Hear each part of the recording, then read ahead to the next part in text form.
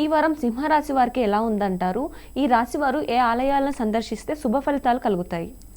సింహరాశి వారికి ఈ వారమంతా కూడా మంచి యోగవంతమైనటువంటి ఫలితాలు గోచరిస్తూ ఉన్నాయి. మీరు ఎంత శ్రమ పడతారో అంత శ్రమకు తగినటువంటి ఫలితాన్ని మీరు తప్పకుండా పొందుతారు.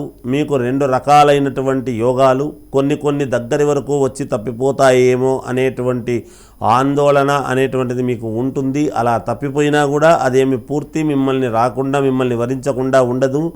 కొద్ది రోజులు ఆగి మళ్ళీ తర్వాత మిమ్మల్ని వరించేటువంటి దానికి అనుకూలవంతమవుతుంది. కొన్ని యోగాలు తప్పకుండా మీకు మంచి అనుకూలవంతమైనటువంటి కాలముగానే గోచరిస్తూ ఉన్నది. అంతేకాకుండా కొంచెం అధికముగా ప్రయాస అనేటువంటిది ఉంటుంది. ఆరోగ్యదాయకమైనటువంటి నిర్ణయాలు జాగ్రత్తగా తీసుకోండి, ముందుకు వెళ్ళండి, విజయము లభిస్తుంది. అంతేకాకుండా కొన్ని ప్రయాణాలలో చిన్న ఆటంకాలు అనేటువంటివి కలుగుతాయేమో అనే అనుమానం ఉంటుంది. అనుమానము లేకుండా ప్రయాణాలు చేయండి, విజయము లభించి తీరుతుంది గాక. బంధువుల నుండి మంచి ప్రశంసలు అందుకుంటారు.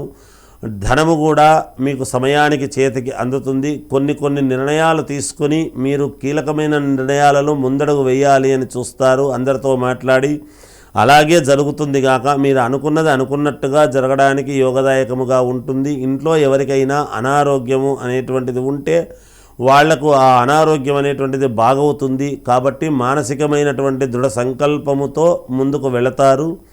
అన్ని రకాల యోగాలు మీకు అనుకూలవంతముగానే ఉన్నాయి.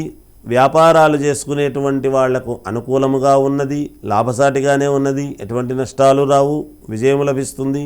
విద్యార్థులకు యోగదాయకముగా ఉంటుంది. ఇంకా మంచి జరగాలి అని అనుకునేటువంటి వాళ్లకు ఎటువంటి ఆలయాలు దర్శించాలి అంటే శివాలయాన్ని దర్శిస్తే మీకు యోగవంతమైనటువంటి ఫలితాలు లభిస్తాయిగాక.